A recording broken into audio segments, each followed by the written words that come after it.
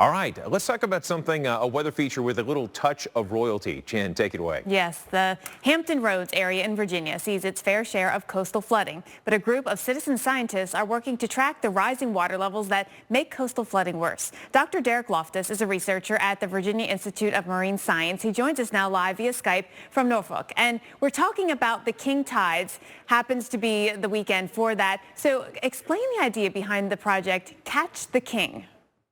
So the goal behind Catch the King is really focused on trying to capture and ultimately map the highest astronomical tide of the year, which is essentially the highest the water level will be, attributed directly to tides and not usually storms or any other influences that normally raise the water level that causes it to flood our streets and neighborhoods throughout Norfolk and Hampton Roads. This is a project that you guys have been doing for a few years. In fact, I understand you won the in the Guinness Book of World Records for the number of people doing this atmospheric data collection. How has the data collected helped with research, and not just in the Norfolk area too, but anywhere else?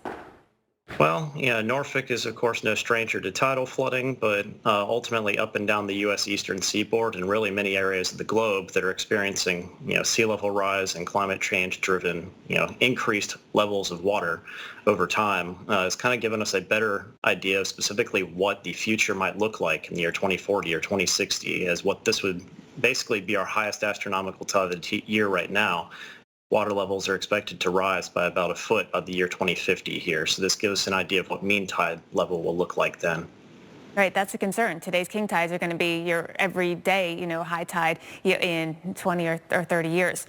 So you use an app to record your data. Do you need any kind of science training to participate?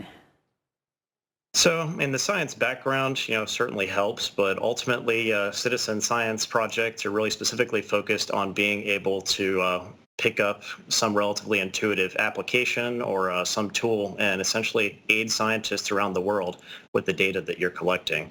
So in this case, all you have to do is download the free Sea Level Rise app on iOS and Android platforms, and you can sign up for a user account to contribute data or just view the data without having to sign up for an account at all. I did. I actually downloaded it, so I'm ready to go for this weekend. How many participants do you usually get each year, and how many people have signed up so far? So the year when we got the Guinness World Record, we had 722 that were registered with the app, but we had over 1,000 that were registered online. So some of them were minors or other individuals that didn't have a smartphone of their own, but maybe participated with a parent, guardian, or teacher. But this year, I think, due to COVID-19, we haven't been actively trying to recruit individuals since we've been doing all of our trainings remotely.